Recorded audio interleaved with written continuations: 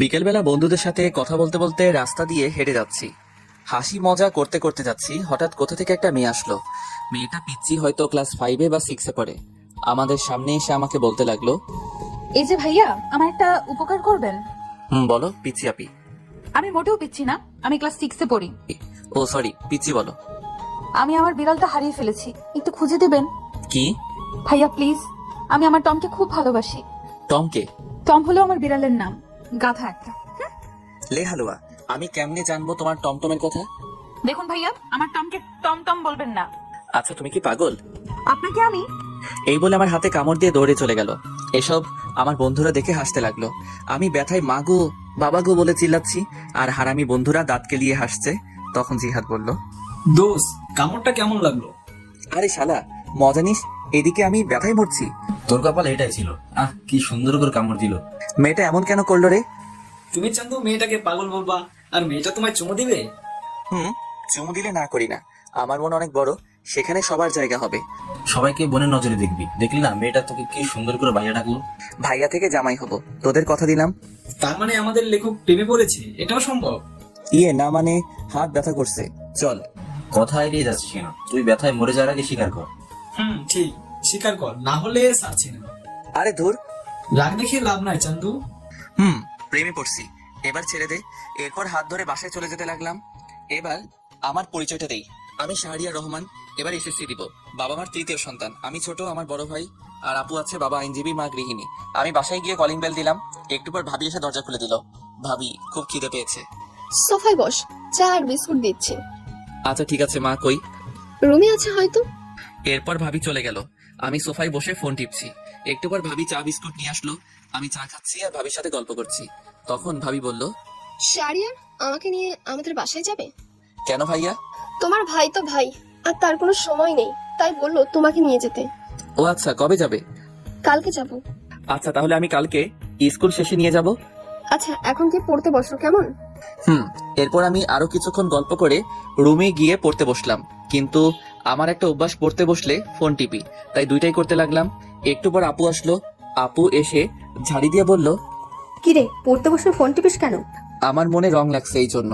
চুপচাপ পড়তে বস। তুই প্রেম কর চা। থাপ্পড় দিব একটা, সে তোর দুলাভাই হয়। হইছে, যা তো, বিরক্ত করিস না। এরপর চলে গেল। আমিও মোটামুটি কালকের পড়া শেষ করে রাতের খাবার খেতে গেলাম। খাবার খেয়ে রুমে এসে ফোনটা চার্জে দিয়ে শুয়ে পড়লাম। আর তখনই মনে হলো রাস্তায় দেখা সেই পিচ্চি মেয়েটার কথা। আমি মেয়েটার কথা ভাবছি আর একা একা হাসছি। সত্যি মেয়েটা অনেক সুন্দর। এই পিচ্চি মেয়েটা যদি আমার বউ হতো কত ভালো হতো। আচ্ছা, তার নামটা জানা হলো না, কি করা যায়? কালকে কি মেয়েটা সেখানে আসবে? আর আসবে কেন? মেয়েটা তো পিচ্চি। উফ, যদি দেখা হতো মন ভরে দেখতাম। এসব ভাবতে ভাবতে কখন যে ঘুমিয়ে পড়লাম মনে নেই। সকালবেলা ঘুম ভাঙলো বাবার নীতি কথা শুনে। প্রতিদিন আমার ঘুম ভাঙে নীতি কথা শুনে। শালা এমন বাবা থাকলে জীবনটা শেষ। সকাল সকাল কি সুন্দর একটা স্বপ্ন দেখছিলাম, সব শেষ করে বাবা আবার বলতে লাগলো, ভালো ছাত্র কখনো 9টায় ঘুম থেকে উঠে? আব্বা চুপ করো তো। তোর ক্লাসমেটটা সারাদিন পড়াশোনা করে আর তুই বনজামি করিস। উফ কি জ্বালা, চুপ করো তো। স্কুলে কি আমি যাবো? হ্যাঁ তুমি যাও, ভালো হবে। চুপ, উঠ। বাবার ঝাড়ি খেয়ে ফ্রেশ হতে চলে গেলাম। ফ্রেশ হয়ে স্কুলের জন্য রেডি হয়ে নিলাম। তারপর গেলাম খাবার খাওয়ার জন্য। খাবার খেয়ে মার কাছ থেকে টাকা নিয়ে সাইকেল চালিয়ে স্কুলে চলে আসলাম। স্কুলে এসে সাইকেল রেখে ক্লাসে গেলাম। ক্লাসে গিয়ে দেখি জিহাদ মেয়েদের সাথে কথা বলছে। আমাকে দেখে আমার কাছে আসলো আর বলল, দোষ, আমাকে ওরা একা পেয়ে চট দিছে। কি বলিস, তাই নাকি? রে। ওকে দাঁড়া দেখছি। এরপর আমি ব্যাগ রেখে তাদের কাছে গেলাম। আমি গিয়ে বললাম, কি হলো, জিহাদকে মারছো কেন? তাহলে আমাদের সাথে ফাজলামো করে কেন? কি করছে? আমাদের ব্যাগ দিয়ে বেঞ্চ পরিষ্কার করছে। তাই নাকি? এটা তো একটা ভালো কাজ। এই বলে আমিও তাদের ব্যাগ নিয়ে আমার জায়গা মুছে ব্যাগটা আবার তাদের কাছে ফিরিয়ে দিলাম। তারপর জিহাদকে বললাম, ব্যাগ যদি বাঁচাতে চাস তাহলে ব্যাগ নিয়ে ক্লাস থেকে চলে আয়। আমি হাসতে হাসতে চলে আসলাম বাহিরে। আর তখন দেখি শান্ত আসছে। শান্ত আমাদের দেখে বলল, কিরে কি হয়েছে? আমি সবটা বললাম। সব শুনে শান্ত হাসতে লাগলো আর জিহাদ বলল, দোষ, আজকে কাজটা ঠিক হয়েছে। চল ক্লাসে যাই, সময় হয়ে গেছে। চল। এরপর আমরা ক্লাসে চলে আসলাম।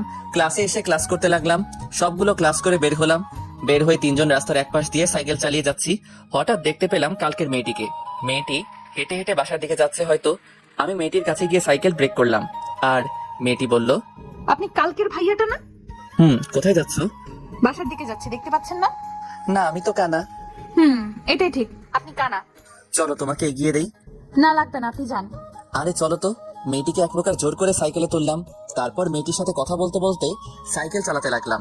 আচ্ছা, তোমাকে তো এই এলাকায় আগে দেখিনি। আমার বাবা এই জায়গায় বদলি হয়েছে তাই। ও, তোমার নাম কি? আমার নাম নুসরাত জাহান ঐশী। আপনার? মাশাআল্লাহ, খুব সুন্দর নাম, শাহরিয়া রহমান। আমাকে এখানে নামিয়ে দেন।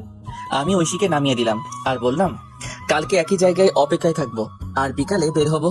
আচ্ছা ঠিক আছে, আমি ছাদে আসবো। আল্লাহ হাফেজ। আল্লাহ হাফিজ। এরপর বিদায় দিয়ে মেয়েটা চলে গেল। আমি ঐশীর যাওয়ার দিকে চেয়ে আছি। হঠাৎ আমাকে শান্ত ধাক্কা দিয়ে বলল, এই যে লেখক চলে গেছে, এবার বাসার দিকে যাওয়া যাক। চলো। এরপর আমি বাসার দিকে যেতে লাগলাম। আর যেতে যেতে জিহাদ বলল, এত তাড়াতাড়ি সবকিছু কেমনে সম্ভব? আর এসব বাদ দে, কেন বাদ দিবে কেন? তুই প্রেম করবি, আমরা কি করবো? তোরা বসে বসে দেখবি। আগে আমাদের সেটিংটা করিয়ে দে, না হলে তোর প্রেমে ভেজাল লাগামো। দিবনি। জিহাদ, তোর জন্য ক্লাসের ওই বজ্জাত মেয়ে লাবিবা ঠিক আছে? ঠিক আছে। ওর সাথে রিলেশন করলে দিনে কয়টা যে জল খামো হিসাব নাই। এটাই আমি চাচ্ছি। এসব কথা বলতে বলতে বাসায় চলে আসলাম। বাসায় এসে ফ্রেশ হয়ে নিলাম। ফ্রেশ হয়ে খাবার খেয়ে রেডি হলাম। ভাবিকে তার বাবার বাসায় দিয়ে আসার জন্য আমি রেডি হয়ে রুম থেকে বের হলাম। ও মা, সোফায় তাকিয়ে দেখি ভাবি ব্যাগ নিয়ে বসে আছে। আমি অবাক হলাম, কারণ ভাবির রেডি হওয়া এত তাড়াতাড়ি কেমনে? হয়তো বাবার বাসা অনেকদিন পর যাবে, তাই হয়তো। এসব ভেবে ভাবির কাছে গেলাম। ভাবির কাছে যেতেই আমার হাতে বাইকের চাবি দিয়ে বলল, বাইক বের করো। তারপর মাকে বললাম, টাকা দাও। টাকা লাগবে না, তোর বাবার কাছে দিয়েছি। আরে আমাকে দাও। দরকার নাই, লে বাবা, বেড়াতে যাচ্ছি টাকা ছাড়া। তোর বাবার কাছে দিয়েছি। আরে শাড়িয়ার চলো তো। কিন্তু কথাটা শেষ করতে পারলাম না। ভাবি টেনে বাহিরে নিয়ে আসলো। আমি এরপর বাইক বের করলাম। তারপর ভাবির সামনে গেলাম। ভাবি উঠে বসলো আর উঠে আমার কাঁধে হাত রাখলো। আমি ভাবিকে নিজের বোনের মতো মনে করি। তারপর বাইক চালাতে লাগলাম। উদ্দেশ্য ভাবির বাসা। বাইক চালাচ্ছি, হঠাৎ করে বাইকের তেল শেষ হয়ে গেল। তারপর আর কি, বাইক কিছু দূর হাঁটিয়ে তেল ভরলাম। তবে টাকা ভাবি দিয়েছে। তারপর আবার চলতে শুরু করলাম। ভাবির বাসায় যেতে প্রায় বিকাল হয়ে গেল। তারপর গিয়ে আন্টি আঙ্কেলকে সালাম দিয়ে ভিতরে গেলাম। ভাবির একটা ছোট ভাই আছে আমার বয়সী, তার নাম আবির। গিয়ে দেখি শুয়ে শুয়ে ও ফোন টিপছে। আমাকে দেখেই বলল, কিরে, কি খবর? আলহামদুলিল্লাহ, ভালো। তোর? চলছে কোনো মতে। তা প্রেম কয়টা করিস? বেশি না, মাত্র 3টা। তুই আর ভালো হবি না? একটা মেয়ে যদি 4-5টা রিলেশন করতে পারে, আমি কেন পারবো না বল? কথায় যুক্তি আছে। এভাবে আবিরের সাথে আড্ডা দিতে লাগলাম। আড্ডা দিতে দিতে হঠাৎ মনে হলো আমার পিচিটার কথা।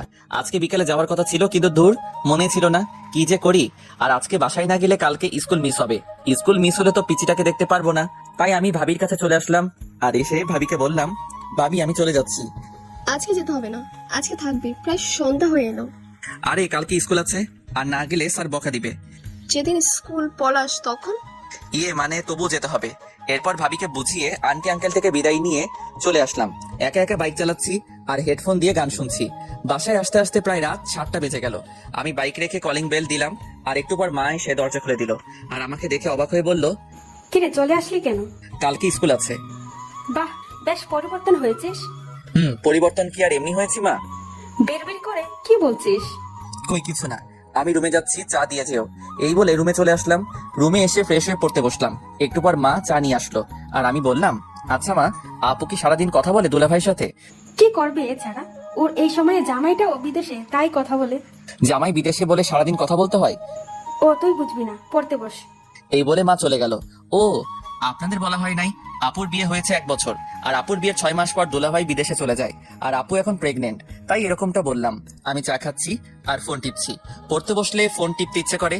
তবুও কিছুক্ষণ পরে রাতের খাবার খেয়ে শুয়ে পড়লাম। শুয়ে শুয়ে কিছুক্ষণ ফোন টিপে চার্জে দিয়ে ঘুমিয়ে পড়লাম।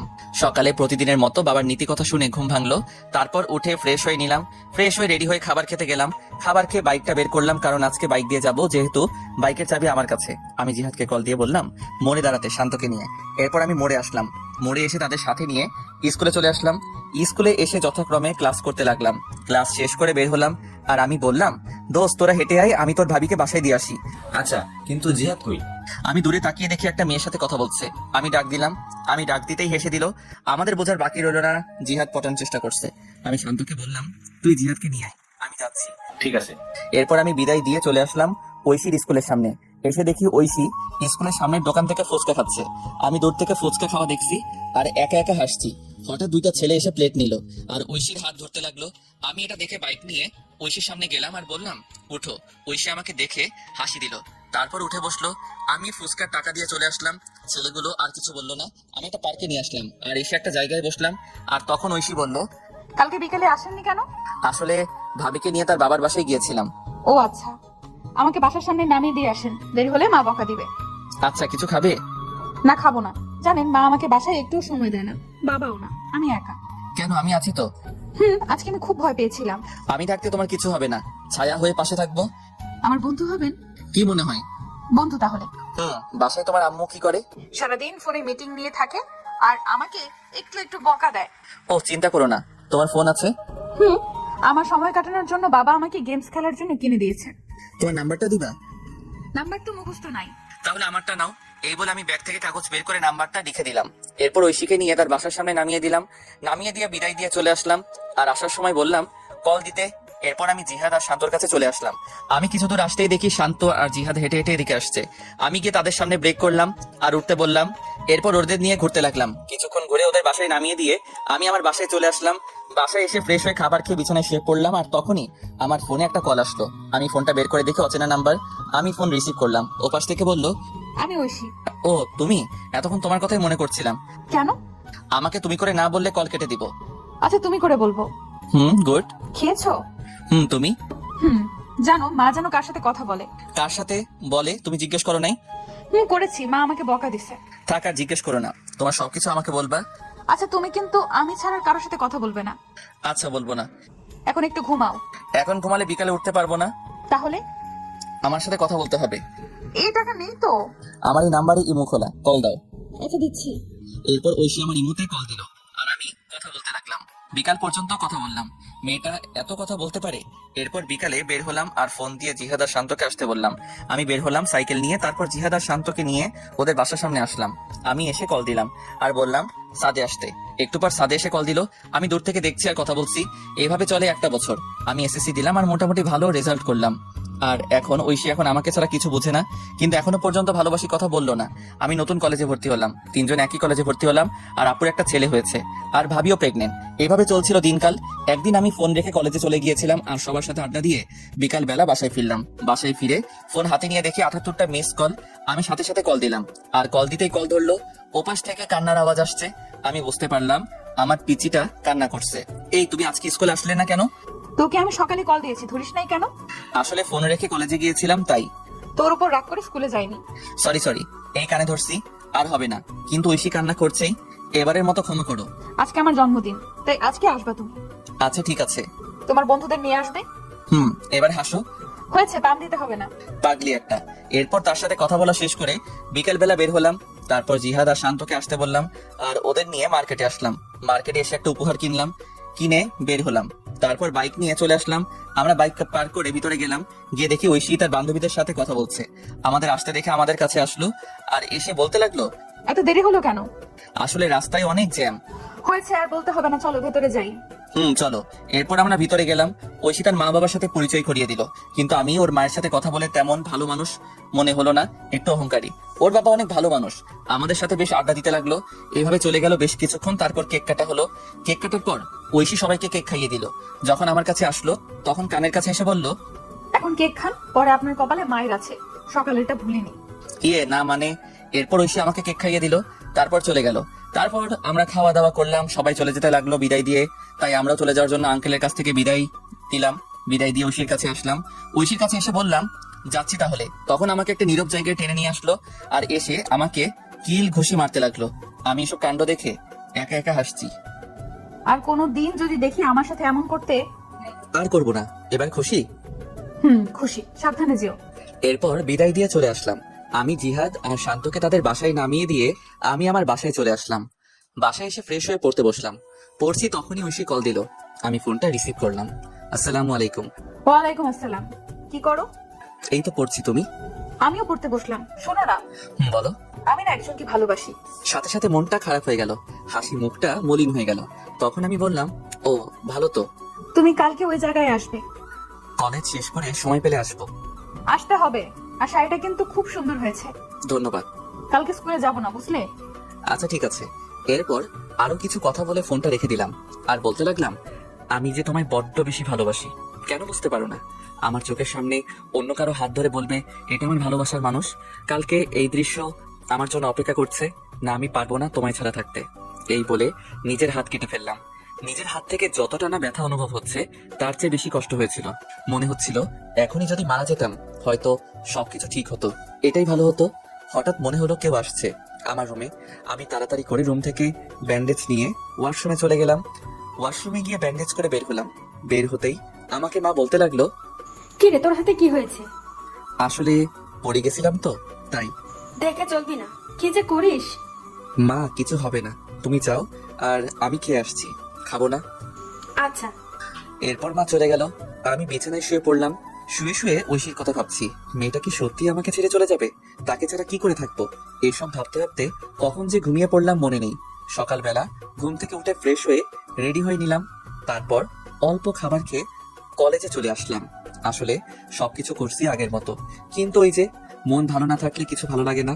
কলেজে গিয়ে চুপচাপ বসে আছি আর সবার সাথে হাসি মুখে কথা বলছি। এভাবে কলেজের ক্লাস শেষ করে বন্ধুদের সাথে করে নিয়ে সেই জায়গায় চলে আসলাম। আসতে অনেকটা দেরি হয়েছে। আমি এসে দেখি একটা পিচ্চি মেয়ে শাড়ি পরে বসে আছে। আমি ভালো করে দেখলাম এটা আমারই পিচ্চি।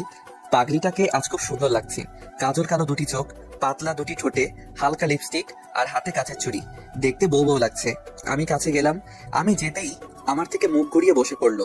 এসব আমার বন্ধুরা দেখে হাসতে হাসতে অন্য পাশে চলে গেল। আমি ঐশীর সামনে গিয়ে বললাম, এই কলেজে ক্লাস ছিল। তোর হাতে কি হয়েছে? হাতে ব্যান্ডেজ কেন? ইয়ে মানে কেটে গেছে। আমার তো কাটা মনে হচ্ছে না, অন্য কিছু মনে হচ্ছে। আরে বাদ দাও, তোমার ভালোবাসার মানুষটা কই? কুত্তা, তুই বুঝতে পারিস না আমি তোকে ভালোবাসি? এই বলে আমাকে জড়িয়ে ধরলো শক্ত করে। আমিও শক্ত করে জড়িয়ে ধরলাম। আমি জানি তুমি আমার জন্য পাগলামি করছো। তুমি কি করে বুঝতে পারলে? হার্টে কানেক্টেড, বুঝলে? বুঝতে পারছি, এবার ছাড়ো। না, আর একটু। এটা পার্ক কিন্তু। তখন জিহাদ বলতে লাগলো, সবাই ফ্রিতে সিনেমা দেখছে। আমি কথাটা শুনে ছেড়ে দিলাম। আর ঐশী বলল, আমার চকলেট কই? মনে নেই, ছি, যাওয়ার সময় কিনে দিব। এবার খুশি? এবার চলো একটু ঘুরবো। এরপর জিহাদ আর শান্ত চলে গেল। তাদের নাকি বাসায় কাজ আছে। আমি ঐশীকে নিয়ে বিকাল পর্যন্ত ঘুরে তাকে একটা রিক্সায় তুলে দিয়ে বাসায় চলে আসলাম। বাসায় এসে আপু ঝাড়ি দিতে শুরু করলো। কলেজ কি মাত্রা শেষ হলো? আড্ডা দিছি। এত আড্ডা কিসে? আমি কোনো কথা না বলে রুমে গিয়ে ফ্রেশ হয়ে নিলাম। তারপর মাকে বললাম খাবার দিতে। এরপর আমি খাবার খেয়ে ছাদে এসে ঐশীকে কল দিলাম। কল হতেই কল ধরলো। আমি ঐশীর সাথে কথা বলতে লাগলাম। এইভাবে চলছিল আমাদের দুষ্টু মিষ্টি ভালোবাসা। 2 বছর পর আমি ইন্টার পরীক্ষা দিয়ে বেকার বসে আছি। আর ওদিকে ঐশী এবার ক্লাস 9-এ উঠেছে। তাই সারাদিন ঐশীর সাথে কথা বলি। একদিন রাতে ঘুমিয়ে আছি, হঠাৎ আমার ফোনে কল আসলো। আমি ফোনটা হাতে নিয়ে দেখি ঐশী ফোন দিয়েছে। আমি ঘুম ঘুম চোখে রিসিভ করলাম। রিসিভ করতেই ওপাশ থেকে কান্নার শব্দ ভেসে আসলো। আমি কান্নার শব্দ পেয়ে বিছানা থেকে উঠে বসলাম আর বলতে লাগলাম, এই কান্না করছো কেন? আমাকে বাঁচাও, আমার মা বাবা আমাকে মেরে ফেলবে। মানে কি বলো? তুমি এখন কোথায়? আমি এখন এই জায়গায় লুকিয়ে বসে আছি, বাবা মা আমাকে খুঁজছে। আমি এখনই আসছি। এই বলে আমি ফোন কেটে দিয়ে রেডি হয়ে সাইকেল নিয়ে চলে আসলাম। এসে সেই জায়গায় আসলাম আর আমাকে দেখে ঐশী আমার সাইকেলে উঠে বসলো আর বলতে লাগলো, তাড়াতাড়ি চলো। আমি তাড়াতাড়ি সাইকেল চালাতে লাগলাম। তখন একবার পিছনে তাকিয়ে দেখি একটা গাড়ি জোরে আমাদের দিকে আসতে লাগলো। আর তখন ঐশী বলতে লাগলো, এই তারা এসে পড়লো, তাড়াতাড়ি যাও। আমি সাইকেল জোরে চালাতে লাগলাম আর সোজা স্টেশনে আসলাম। দেখি একটা ট্রেন ছেড়ে যাচ্ছে। আমি সাইকেল থেকে নেমে ঐশীকে নিয়ে চলন্ত ট্রেনে উঠে পড়লাম। আর তাকিয়ে দেখি ঐশীর বাবা মা গাড়ি থেকে নেমে বলতে লাগলো, দেখ মেয়েটা চলে গেল, এবার সবকিছু পুলিশকে না বললেই হয়। এদিকে আমি ট্রেনে উঠে হাঁপাতে লাগলাম আর ঐশীও হাঁপাতে লাগলো। আমি ট্রেনের ভিতরে গেলাম আর একটা ফাঁকা জায়গা দেখে ঐশীকে নিয়ে বসে পড়লাম। অনেকক্ষণ চুপ থাকার পর আমি বললাম, কি হয়েছে আমাকে সব বলো। শোনো তাহলে। বাবা মা রাতের বেলায় আলোচনা করছিল। আমি তোমার সাথে কথা বলে পানি খাওয়ার জন্য টেবিলে আসলাম। তারপর পানি খেয়ে যখন বাবা মায়ের রুমের সামনে দিয়ে যাচ্ছিলাম তখন কিছু কথা কানে আসে। কথাগুলো এমন ছিল, ওরা নাকি আমার কাকা কাকি। আমার যখন 1 বছর ছিল তখন নাকি আমার বাবা মা মারা যায় অ্যাক্সিডেন্টে। আর আমার বাবার সব সম্পত্তি আমার নামে হওয়ায় আমার কাকা কাকি আমাকে লালন পালন করছে। আর কালকে নাকি আমাকে জোর করে দলিলে সাইন করাবে, আর সাইন না করলেই মেরে ফেলতে পারে। পরে আমি এসব শুনে ফোন নিয়ে আর ব্যাগ গুছিয়ে লুকিয়ে বাইরে এসে তোমাকে কল দিলাম। ও আচ্ছা, কিন্তু আমি তো কিছু নিয়ে আসি নাই। আর এখন তো তোমাকে নিয়ে চিন্তা হচ্ছে। আমার বাসা থেকে 10,000 টাকা আর কিছু আমার অলংকার নিয়ে আসছি। তার মানে আমরা পালিয়ে যাচ্ছি? যেটা মনে করো। আচ্ছা, কি আর করার। তখনই একটা লোক এসে ট্রেনের টিকিট দেখতে চাইলো, কিন্তু আমাদের কাছে তো টিকিট নেই, তাই ভাড়া দিলাম আর সাথে জরিমানাও দিলাম। এরপর লোকটা আমাদের হাতে টিকিট দিয়ে চলে গেল আর বলে গেল কেউ আসলে এটা দেখাতে। আমিও বিদায় দিলাম। আমি টিকিট দেখে দেখি এটা রাজশাহী যাওয়ার টিকিট, তার মানে আমরা রাজশাহী যাচ্ছি। তখনই ঐশী বলল, এই খুব ঘুম পাচ্ছে। ঘুমাও। ঐশী আমাকে জড়িয়ে ধরে ঘুমিয়ে পড়লো। আমিও কখন যে ঘুমিয়ে পড়লাম মনে নেই। ঘুম ভাঙলো ঐশীর ডাকে। এই আমরা চলে আসছি, ওঠো। তারপর আমরা ট্রেন থেকে নেমে কোথায় যাব কিছু বুঝতে পারছি না। আগে একটা বাসা ঠিক করা দরকার। তারপর স্টেশন থেকে বেরিয়ে এক পাশ দিয়ে হাঁটতে লাগলাম। হঠাৎ চোখ পড়লো একটা লিফলেটের উপর লেখা বাসা ভাড়া দেওয়া হবে। আমি লিফলেটের নিচে থাকা নাম্বারে কল দিলাম। কিছুক্ষণ কল হতে কল ধরলো। আসসালামু আলাইকুম। ওয়ালাইকুম আসসালাম। জি, বাসা ভাড়ার জন্য ফোন দিলাম। ও, বিবাহিত ছাড়া ভাড়া দেওয়া হয় না? জি, আমরা বিবাহিত। তাহলে এখন তো সকাল 7টা বাজে, আপনি 10টায় আসেন, আর সাথে করে বিয়ের কাবিননামা নিয়ে আসবেন। জি আচ্ছা, ধন্যবাদ আপনাকে। এরপর ফোন কেটে দিলাম। ফোন কেটে দিয়ে ঐশীকে বললাম বিয়ে করা লাগবে। চলো কাজী অফিসে। আরে সাক্ষী লাগবে না, টাকা দিলে সব হয়, চলো তো। এরপর একজনকে জিজ্ঞেস করে কাজী অফিসের দিকে যেতে লাগলাম। তারপর পৌঁছে গেলাম। গিয়ে দেখি আমাদের মতো আরো এক কাপল বিয়ে করার জন্য আসছে। আমাদের দেখে ওখানে ছেলে বলল, ভাই কি বিয়ে করবেন? ভাই কেন? আপনি আমার বিয়ের সাক্ষী হয়ে যান, আর আমি আপনারটা। আচ্ছা কাজীকে বুঝতে দিবেন না আমাদের মধ্যে পরিচয় নেই, না হলে বেশি টাকা চাইবে। ওকে। এরপর আমরা ভিতরে গেলাম। ভিতরে গিয়ে একে একে বিয়েটা সেরে ফেললাম। বিয়ে শেষ করে প্রমাণ স্বরূপ ফোনে পিক তুলে নিলাম। তারপর বিদায় দিয়ে আমরা আমাদের মতো চলে আসলাম। আর তখন ঐশী বলল, এই খুব খিদে পেয়েছে। আমারও খুব খিদে পেয়েছে, চলো আমরা একটা রেস্টুরেন্টে আসলাম। আর সকালে নাস্তা করে সেই লোকের দেওয়ার ঠিকানায় চলে আসলাম। আর এসে লোকটাকে আবার কল দিলাম, আঙ্কেল আমি আপনার বাসার সামনে দাঁড়িয়ে আছি। আচ্ছা দাঁড়াও, আসছি। একটু পর একটা লোক আসলো। চলো তোমাদের রুমটা দেখাই। এরপর লোকটা আমাদের রুম দেখাতে লাগলো আর বলল, ভাড়া 3000 টাকা সব মিলিয়ে। ও আচ্ছা, তা আঙ্কেল আমরা আজকে উঠবো। আর তো সমস্যা নেই। আমি আঙ্কেলকে 2000 টাকা দিয়ে দিলাম। উনি বেশ খুশি হলো। তারপর আমার হাতে চাবি দিয়ে চলে গেল। আমি আর ঐশী মিলে রুমটা পরিষ্কার করতে লাগলাম। আর ঐশী বলল, এই তুমি বাজারে যাও আর এই জিনিসগুলো নিয়ে আসো। টাকা কত আছে?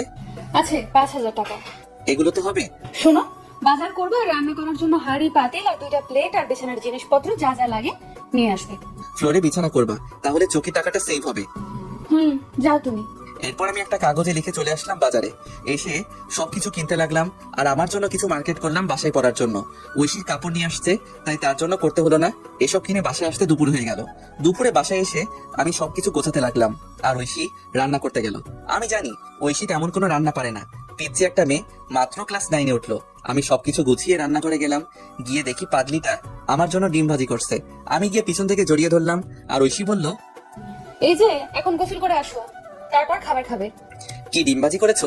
আসলে আমি ডিম ভাজি ছাড়া আর কিছুই পারি না। দূর পাগলি, আমার সমস্যা হবে না। তারপর গোসল করতে গেলাম। গোসল শেষ করে বের হয়ে দেখি পাগলিটা আমার জন্য খাবার নিয়ে বসে আছে। আমিও গিয়ে বসে পড়লাম। খাইয়ে দাও। তুমি পিচ্ছি যে খাইয়ে দেবো? আমি পিচ্ছি, আমাকে খাইয়ে দাও। ও তাই? এরপর আমি ঐশীকে খাইয়ে দিতে লাগলাম। ঐশীও আমাকে খাইয়ে দিতে লাগলো।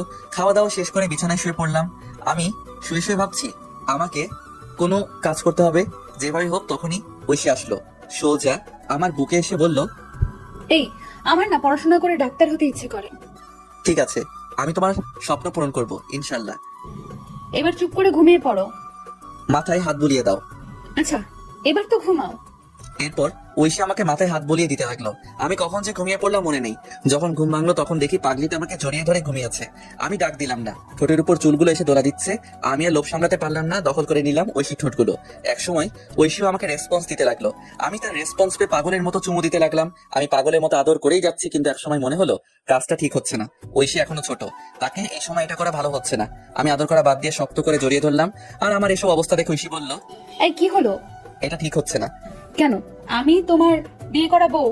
যদি বাচ্চা পেটে আসে তাহলে তুমি নিজেকে সামলাবে নাকি পেটের বাচ্চাকে সামলাবে? কিন্তু আমি যে চাই। আগে তুমি বড় হও সেদিন। আমি এখন যথেষ্ট বড় হয়েছি। আরো বড় হতে হবে।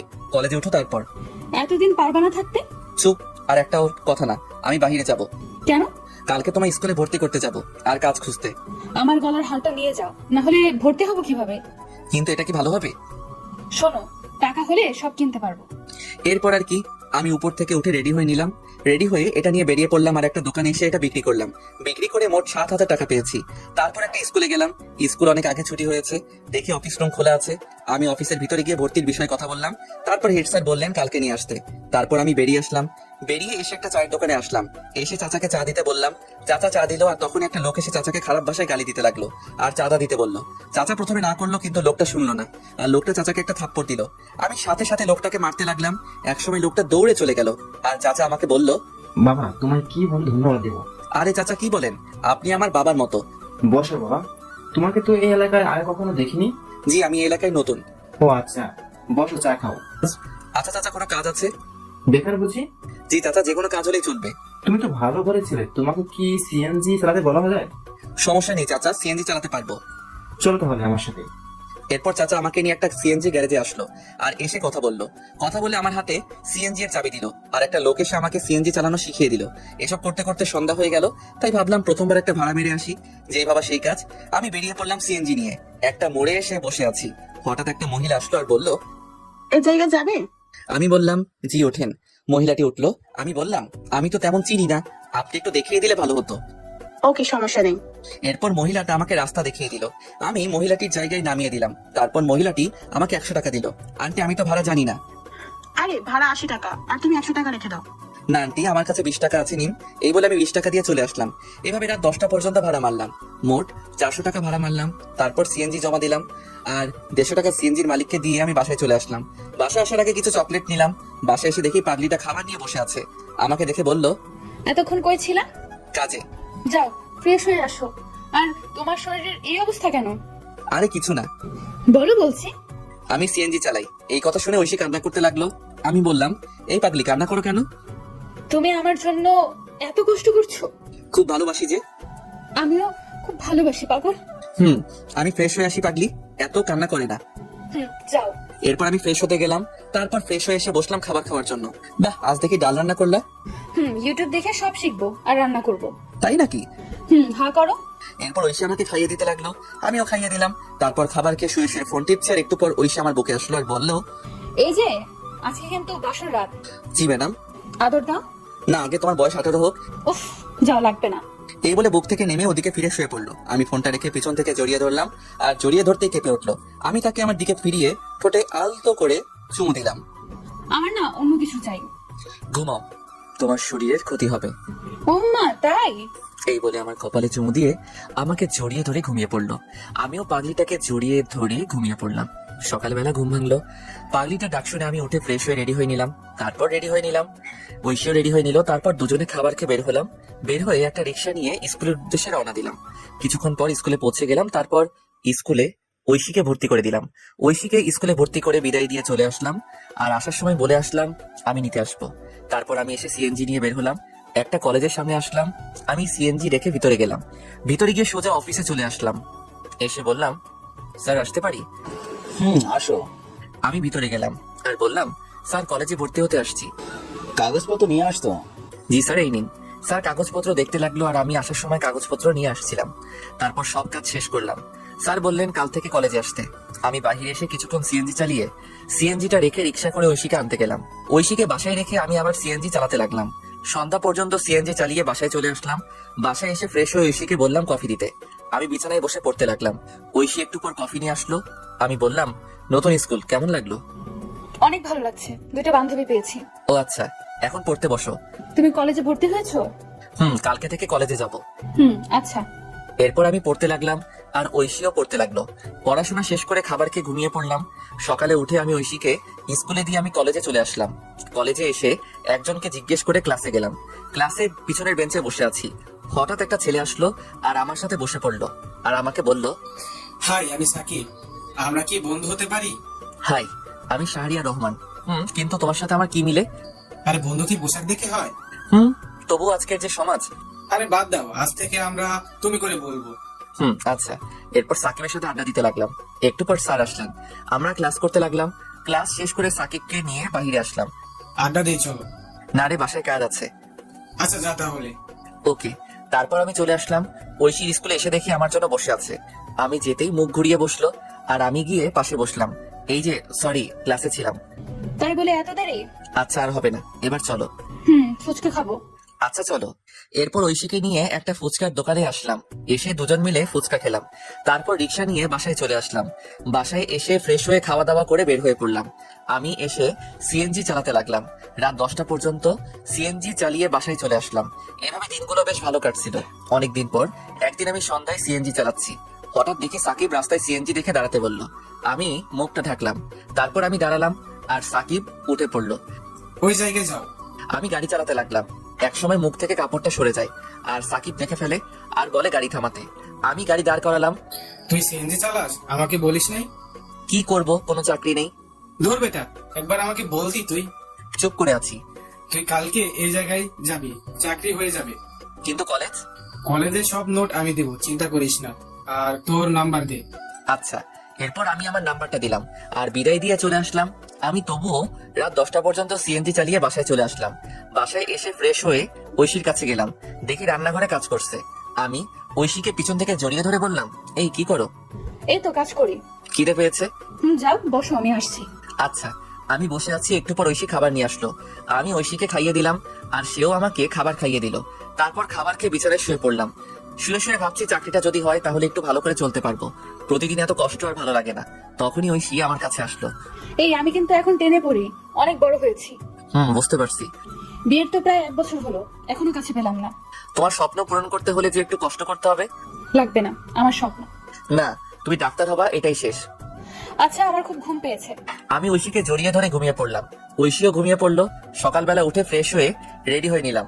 তারপর কাগজপত্র নিয়ে ঐশীকে স্কুলে নামিয়ে দিয়ে আমি অফিসে চলে আসলাম। আর আসার সময় বলে আসলাম চলে যেতে। আমি সাকিবের দেওয়া সেই ঠিকানায় চলে আসলাম। এসে ভিতরে গেলাম আর পিয়নকে বললাম স্যারের সাথে দেখা করব। আপনার নাম কি? শাহরিয়ার রহমান। অপেক্ষা করুন, আমি ভিতর থেকে আসছি। এরপর পিয়ন চলে গেল। একটু পর বের হয়ে আমাকে বলল ভিতরে যেতে। আমি ভিতরে গিয়ে সালাম দিলাম। উনি আমাকে বসতে বললেন।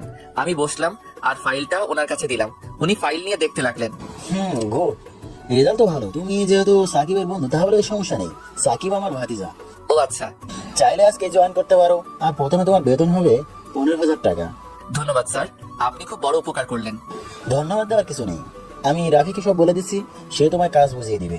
আচ্ছা স্যার। এরপর স্যার পিয়নকে ডাক দিয়ে বলল রাফাকে ডাক দিতে। কিছুক্ষণ পর একটা মেয়ে আসলো আর তখন স্যার বলল, এই হচ্ছে শাহরিয়ার, আজকে নতুন জয়েন করলো, তুমি তাকে কাজ বুঝিয়ে দিবে। আচ্ছা স্যার। শাহরিয়ারকে ডেস্কে নিয়ে যাও আর বুঝিয়ে দাও। এরপর ফাইল নিয়ে চলে আসলাম আর মেয়েটা আমাকে একটা ডেস্কে নিয়ে আসলো। আমি বসলাম আর মেয়েটা বলল, হাই, আমি রাফা।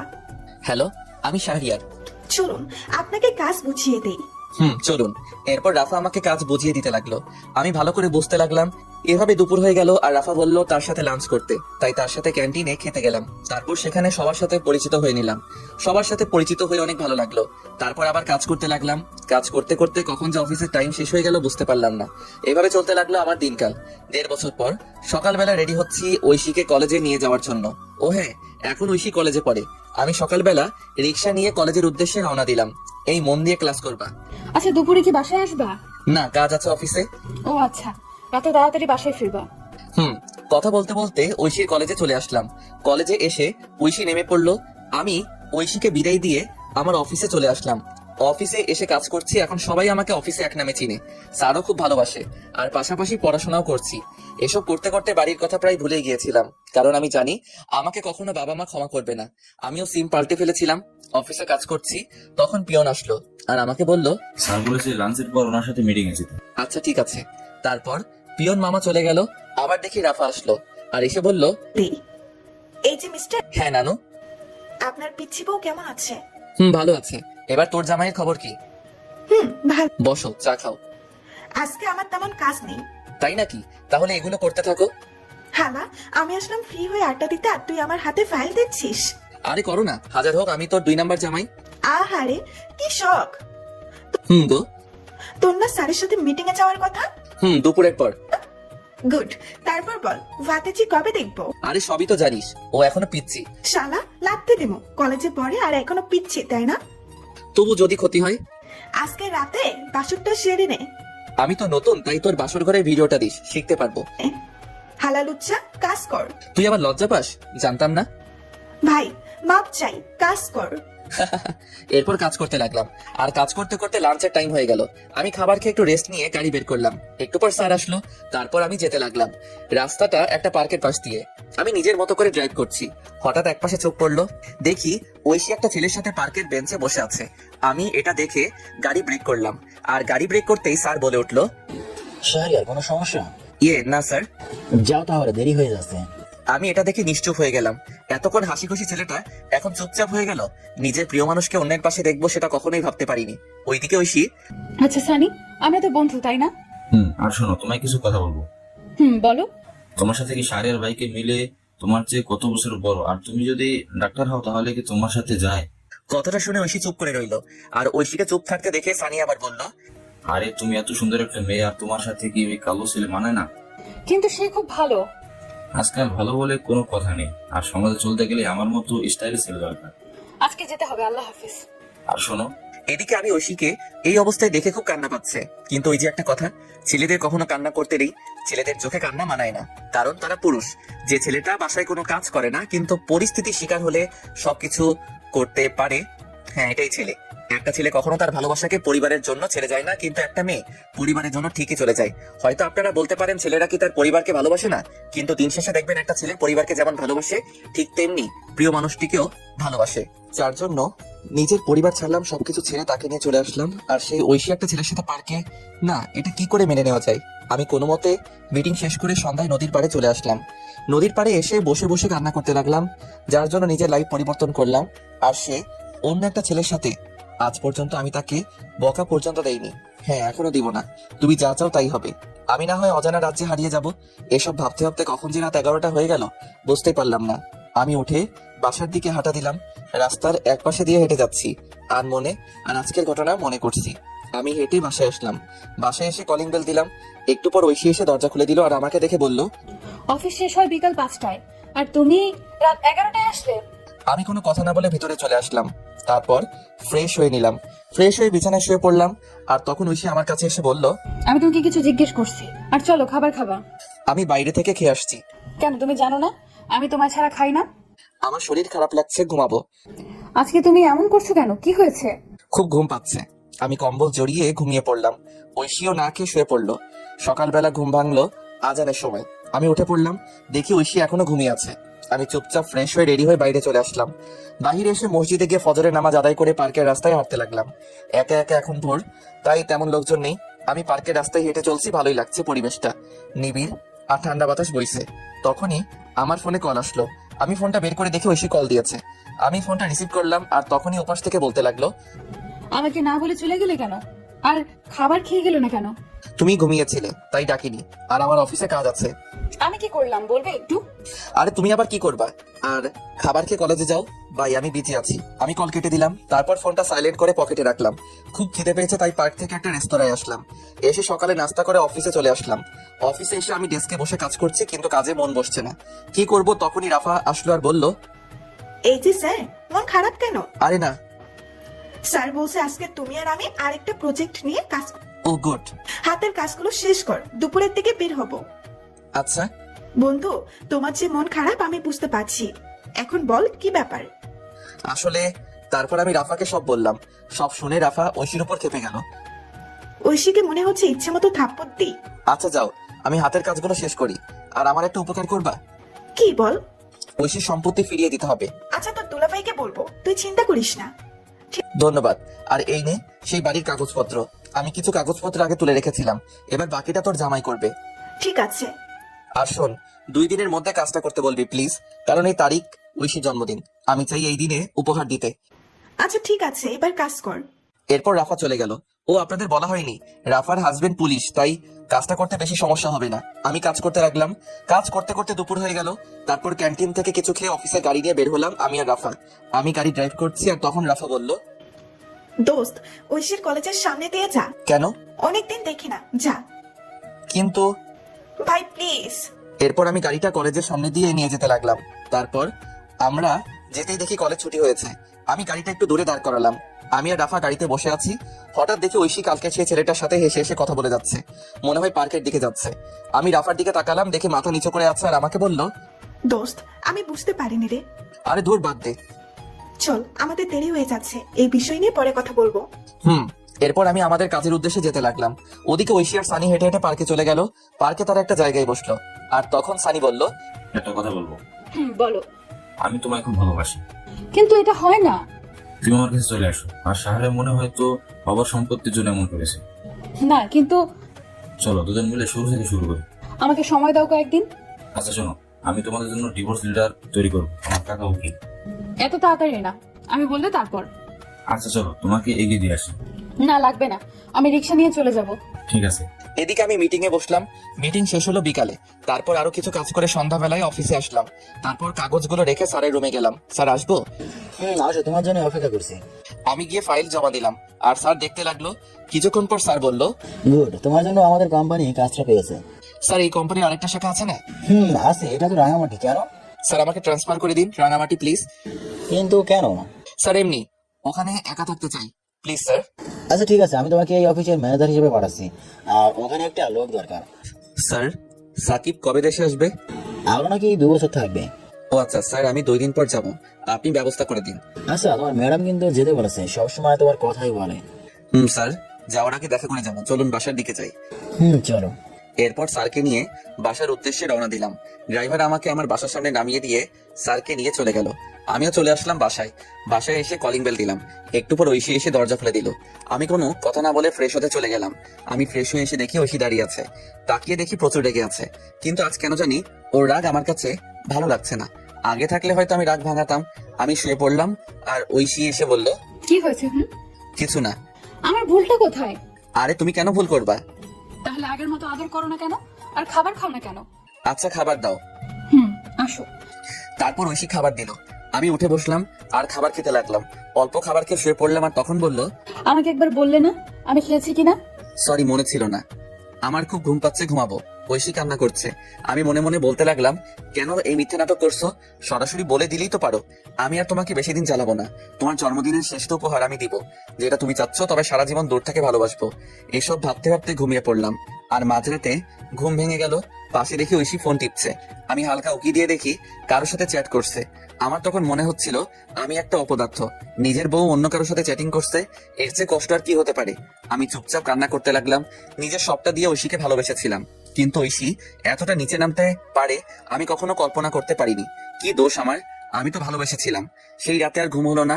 রাত প্রায় 4টার দিকে ঐশী ঘুমিয়েছে, আমি ঘুমাইনি। আমি ফজরের আজানের সময় উঠে চুপচাপ রেডি হয়ে নিলাম। তারপর রেডি হয়ে বাসা থেকে বের হয়ে নামাজ পড়ে পার্কে কিছুক্ষণ হাঁটাহাঁটি করে সকালে নাস্তা করে অফিসে চলে আসলাম। অফিসে এসে কাজে মন দিলাম। আর একটু পর রাফা আসলো আর আমাকে বলল, দুপুরে থানায় যেতে বলছে। তার মানে একদিনের মধ্যে কাজ শেষ? দেখতে হবে না জামাইটা কার। আমি আজকে চলে যাব রাতে। আজকেই যেতে হবে। কালকে তো ঐশীর জন্মদিন। আর শোন, ঐশী যে ছেলেটার সাথে কথা বলে তার নাম সানি, বাসা এই জায়গায়। আরে ওই ছেলের ঠিকানা দিয়ে আমি কি করব? তবুও জেনে রাখ, আর ছেলেটা ভালো না। ও শোন, তুইও সাথে যাবি থানায়। আচ্ছা ঠিক আছে, এখন কাজ কর। এরপর রাফা চলে গেল, আর আমিও কাজ করতে লাগলাম। কাজ করতে করতে দুপুর হয়ে গেল। তারপর স্যারের রুমে গেলাম। স্যার বলল, এই না তোমার টিকিট, ভোর 4টায় বাস ছাড়বে। আর এই যে ফাইল, আর এখানে তোমাকে রাজু নামে একটা ছেলে রিসিভ করবে। ওকে স্যার, এই নিন এই মাসের সমস্ত হিসাব। আর পিয়নের দিকে একটু খেয়াল রাখবেন, লোকটা সুবিধার না। আচ্ছা, আর যাওয়ার সময় আমার বাসা হয়ে যাবো। ওকে স্যার, যাই তাহলে। এরপর স্যারকে বিদায় দিয়ে রাফাকে নিয়ে থানায় আসলাম। থানায় এসে সোজা ভাইয়ার কেবিনে গেলাম। দেখি ভাইয়া কাজ করছে। আমাদের দেখে ভাইয়া ভিতরে যেতে বলল। আমরা গিয়ে বসলাম, আর উনি বললেন, শাহরিয়ার, এই নাও ফাইল। এখানে সমস্ত সম্পত্তির কাগজপত্র আর দলিল আছে। আর ঐশীর কাকা কাকি এখন জেলে। আমি ফাইল নিলাম আর বললাম, ধন্যবাদ ভাই। এবার বলো কি খাবে? আজকে বাসায় চলো, তোমার খবর আছে। আমি কি করলাম? তখনই রাফা চলে গেল। আমি বললাম, ভাই রেগে আছে কেন? কালকে বাসায় যায়নি? ও আচ্ছা, আর ভাই আজকে রাঙামাটি যাচ্ছি। ও আচ্ছা, আর খুব তাড়াতাড়ি যাচ্ছে হবে। তাই নাকি? এই রাফাকে বলবে না, আমি গিয়ে সারপ্রাইজ দিব। ওকে তাহলে যাচ্ছি, আর দোয়া চাই। ওকে, আল্লাহ হাফেজ। এরপর বিদায় নিয়ে চলে আসলাম। আমি আর রাফা অফিসে আসলাম। অফিসে এসে কাজ করতে লাগলাম, আর মোটামুটি সবার কাছ থেকে বিদায় নিলাম। এইভাবে অফিস টাইম শেষ হলো। আমি স্যারের সাথে আরো কিছু কথা বলে বাসার দিকে যেতে লাগলাম। যাওয়ার সময় একটা গোলাপ কিনলাম। বাসায় যেতে প্রায় সন্ধ্যা হয়ে গেল। আমি গিয়ে কলিং বেল দিলাম। তারপর ঐশী এসে দরজা খুলে দিল। আমি গোলাপটা আগেই লুকিয়ে রেখেছি। আমি চুপচাপ ভিতরে চলে গেলাম। ভিতরে গিয়ে ফাইলটা আলমারিতে রেখে ফ্রেশ হতে চলে গেলাম। ফ্রেশ হয়ে এসে দেখি আজকে আর তেমন কোনো কথা বলছে না, হয়তো এতক্ষণ এই ছেলের সাথে কথা বলছিল। আর আমি এসে বিরক্ত করলাম। আমি ভাবলাম এখন বাসায় কি করব, তাই ভাবলাম বাহির থেকে হেঁটে আসি। যেই ভাবা সেই কাজ। আমি বাহিরে চলে আসলাম। আমি চাচার দোকানে আসলাম। এসে চাচাকে চা দিতে বললাম আর চাচার সাথে গল্প করতে লাগলাম। আর তখনই আমার ফোনে কল আসলো। আমি ফোনটা বের করে দেখি সাকিব ফোন দিয়েছে। আমি কলটা রিসিভ করলাম। কি রে, কি অবস্থা? শালা, একদিন আমাকে ফোন দিয়েছিস? আরে অনেক বিজি থাকতে হয়। শুনলাম রাঙ্গামাটি যাচ্ছিস। রে, কি হয়েছে বলতো? বাদ দে না, কি দরকার? আমাকে বন্ধু ভাবলে বল। শোন তাহলে। এরপর আমি আমার সাথে ঘটে যাওয়া সবকিছু সাকিবকে বললাম। সব শুনে সাকিব বলল, দোস্ত, তোকে সান্ত্বনা কিভাবে দেব, আমার ভাষা নেই। বাদ দে। আর দেশে আসবি কবে? আরো 2 বছর পর। ও আচ্ছা। এরপর সাকিবের সাথে আরো কথা বলে ফোন কেটে দিলাম। আর চাচার সাথে কথা বলতে বলতে রাত 10টা বেজে গেল। আমি চাচাকে বিদায় দিয়ে বাসার দিকে যেতে লাগলাম। আমি রাস্তা দিয়ে হেঁটে যাচ্ছি আর তখন দেখি কিছু ছেলে একটা ছেলেকে মারছে। আমি তাদের কাছে গেলাম। আমি কাছে গিয়ে দেখি এটা সানি, যে ঐশীর সাথে কথা বলে। আমি পিছন ফিরলাম আর মনে হলো আজকে যদি আমার ভাইকে মারতো তাহলে কি আমি চলে যেতে পারতাম? না, ছেলেটাকে বাঁচাতে হবে। এই বলে আমি অন্য ছেলেদের মারতে লাগলাম। একসময় ছেলেগুলো দৌড়ে চলে গেল আর আমি পাশে তাকিয়ে দেখি সানি দাঁড়িয়ে আছে। আমি কাছে গিয়ে বললাম, ওরা তোমাকে মারছিল কেন? আসলে ওরা আমার সবকিছু নিয়ে যেতে চেয়েছিল, কিন্তু আমি না করি তাই। ও আচ্ছা, রাতে বাইরে থাকতে নেই, বাসায় চলে যাও। এই বলে আমি আবার হাঁটা দিলাম। এদিকে ছেলেটা মনে মনে ভাবছে, শাহরিয়ার বা সত্যি খুব ভালো মানুষ, আজ ওরা না থাকলে আমি হাসপাতালে থাকতাম। এসব ভেবে চলে গেল বাসায়। আমি বাসায় এসে কলিং বেল দিলাম, কিন্তু আজ ঐশী একটু দেরিতে দরজা খুললো আর হাতে দেখি ফোন স্ক্রিন অন করা। আমি আর না তাকিয়ে বিছানায় শুয়ে পড়লাম। আর তখন আমায় বলল, খাবার খাবে না? না। আগে বললে কি হতো, তাহলে রান্না করতাম না। সরি। ভালো লাগে না নাটক। চুপ করে রইলাম। আমি একসময় ঘুমিয়ে পড়লাম। আর যখন ঘুম ভাঙলো তখন দেখি রাত 3টা বাজে। আমি পাশে তাকিয়ে দেখি ঐশী ঘুমিয়ে আছে।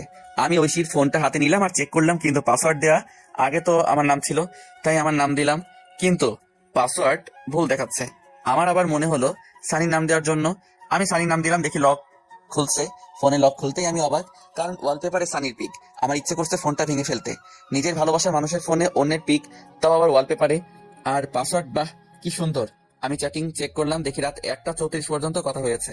আমি ফোনটা রেখে দিলাম, তারপর টেবিলে বসলাম আর একটা কাগজ নিলাম আর লিখতে লাগলাম, পাগলি, তুমি যখন এই চিরকুটটা পড়বে তখন আমি অনেক দূরে থাকবো। তোমাকে অনেক ভালোবেসেছিলাম, নিজের সবটা উজাড় করে দিয়েছিলাম, কিন্তু যেদিন দেখলাম তুমি অন্য কারোর সাথে পার্কে বসে আড্ডা দিচ্ছ, তখন মনে হয়েছিল আত্মহত্যা করি, কিন্তু কেন করিনি জানো? হয়েছে মহাপাপ। এর জন্য বেঁচে আছি, এত ভালোবাসি তবুও বুঝলে না। আর হ্যাঁ, আমি তো তোমার যোগ্য না। আমার চেহারা খারাপ আর আমি তোমার থেকে অনেক বছরের বড়। তোমার সাথে আমার মিলে না, কিন্তু তুমি যদি প্রথমে না করতে তাহলে এত কষ্ট হতো না। আমি ভুলছিলাম। তোমার বাবার সম্পত্তি তোমায় ফিরিয়ে দিলাম, ফাইলে সব আছে, পারলে সেখানে চলে যেও। আর সানি ভালো ছেলে, তার সাথে নতুন জীবন শুরু করো। দোয়া করি, তোমাকে ডিভোর্স দিতে পারবো না, তবে এটা ভেবো না আমি কোনোদিন স্ত্রীর অধিকার নিয়ে সামনে আসবো না। আমি তো ভুলেই গিয়েছিলাম, তুমি তো এখন আর পিচ্চি বউ নেই, তুমি এখন অনেক বড় হয়ে গেছো। ইচ্ছে করছিল শেষবার জড়িয়ে ধরতে, কিন্তু অধিকারটা আর নেই। পাগলি রে, খুব ভালোবাসতাম তোকে। নিজের খেয়াল নিও আর সানিকে কষ্ট দিও না। ছেলেটার বয়স অল্প, হয়তো সামলাতে পারবে না। চলে গেলাম বহুদূরে, এখানে তুমি নামক কেউ থাকবে না, আর নিজের স্বপ্ন পূরণ করবা। আর লিখতে পারছি না, ভিতরটা ফেটে যাচ্ছে। তুমি আমার আদরের পিচ্চি বউ হিসেবে থাকবে। আল্লাহ হাফেজ, ইতি পাগল। আমি চিরকুট লিখে চোখ মুছে ব্যাগ গুছিয়ে নিলাম। আর আমি রেডি হয়ে আলমারি থেকে ফাইলটা বের করে চিরকুটটা পাশে রাখলাম আর গোলাপটা চিরকুটের উপর রেখে একবার ঐশীর দিকে তাকালাম। দেখি বাচ্চাদের মতো ঘুমিয়ে আছে, দেখতে খুব সুন্দর লাগছে। মনে হচ্ছে কপালে একটা ভালোবাসার পরশ এঁকে দেই, কিন্তু না, সব ইচ্ছে কি আর পূরণ হয়? আমি বেরিয়ে আসলাম। আমি ফোন বের করে দেখি 3টা 45 বাজে। আমি তাড়াতাড়ি করে ব্যাগ নিয়ে হাঁটা দিলাম। তারপর বাস স্টেশনে এসে বাসে উঠলাম। তারপর ফোন থেকে সিমটা খুলে ভেঙে দিলাম। ফোনটা পকেটে রেখে বাহিরের দিকে তাকিয়ে আছি আর নিঃশব্দে কাঁদছি। বাস তার আপন গতিতে চলতে লাগলো। এভাবে কান্না করতে করতে কখন যে ঘুমিয়ে পড়লো মনে নেই। ওদিকে ঐশী ঘুম থেকে উঠে দেখে আমি শাহরিয়ার পাশে নেই। তারপর উঠে টেবিলের কাছে গিয়ে দেখি চিরকুটের উপর গোলাপ রাখা। ঐশী কৌতূহল হলো, তাই চিরকুটটা পড়তে শুরু করলো। চিরকুটটা পড়া শেষ করে নিশ্চুপ হয়ে গেল আর কান্না করতে লাগলো। আর বলতে লাগলো, আমাকে মাফ করে দাও, আমি বুঝতে পারিনি। এই কথা বলে চিরকুট বুকে জড়িয়ে বসে কান্না করতে লাগলো। আর তখনই তার ফোনে কল আসে, দেখে সানি কল দিয়েছে। ঐশী ফোনটা অফ করে দিল আর কান্না করতে লাগলো। এইভাবে অনেকক্ষণ সময় চলে গেল। ঐশী ভাবলো শাহরিয়ারের অফিসে যাবে, সেখানে কোনো খবর থাকবে। হয়তো ঐশী তাড়াতাড়ি করে রেডি হয়ে অফিসে চলে গেল আর যেতেই রাফার কাছে গেল, কারণ ঐশী আগে থেকে চিন্তা। গিয়ে দেখে রাফা কাজ করছে। ঐশী বলল, রাফা, আসবো? আরে ঐশী, আসো বসো। ঐশীকে বসলো আর বলতে লাগলো, আপু শাহরিয়ারের কোনো খোঁজ জানেন? যে ছেলেটা তোমার জন্য বাড়ি ছেড়ে তোমার হাত ধরে চলে আসছে আর সারাদিন কষ্ট করে তোমাকে সুখে রাখতে চাইছে, আর সেই তুমি এতটা নিচে নামতে পারলে? কান্না করছে। পবিত্র ভালোবাসা ছিল শাহরিয়ারের। ওর মতো স্বামী থাকতেও তোমার অন্যজনের সাথে ছি। শাহরিয়ার তো তোমাকে মুক্ত করে দিয়ে গেছে, তুমি সানের সাথে ভালো থাকো। আপু আপনার পায়ে ধরি প্লিজ, ও কোথায়? এই বলে ঐশী রাফার পা জড়িয়ে ধরলো। এইসব করে লাভ নাই, আমি জানি না কোথায় গেছে, আমি সামান্য এই বলে ফাইল নিয়ে স্যারের রুমে চলে গেল। ঐশী উঠে বাসার দিকে যেতে লাগলো। ঐশী রিক্সা দিয়ে যাচ্ছে আর কান্না করছে। হঠাৎ রাস্তায় দেখতে পাই সানিকে। সানিও তাকে দেখে সামনে আসলো। রিক্সাওয়ালা দাঁড়ালো। সানি বলল, কি হলো, আমার সাথে কথা বলো না কেন? রিক্সা কেন আটকালেন? আগে বলো। আমার ভালো লাগে না। এতদিন আমার সাথে কথা বলে আর এখন এসব কথা? ঐশী ঠাস করে সবার সামনে জুতা খুলে সানিকে চড় দিল। আর ঐশী বাসায় গেল। আর ঐশী বাসায় গিয়ে কান্না করতে লাগলো। এদিকে আমার ঘুম ভাঙলো জোরে ঝাঁকুনির কারণে। আমি উঠে দেখি সবাই বাস থেকে নামছে। আমি পাশে সাইনবোর্ড দেখলাম, দেখে আমি চলে আসছি রাঙামাটি। আমি ব্যাগ নিয়ে বাস থেকে নামলাম। নেমে একটা ফাঁকা জায়গায় এসে স্যারের দেওয়া সেই ছেলেকে কল দিলাম। কল দিতেই সাথে সাথে কল ধরলো আর বলতে লাগলো, ভাই আপনি কোথায়? আমি তো বাসের সামনে। আমি বাসের পিছনে আছি, তুমি এদিকে আসো। তারপর একটা ছেলে আসলো আর আমাকে বলল, আপনি শাহরিয়ার রহমান? তুমি রাজু? ভাই চলেন।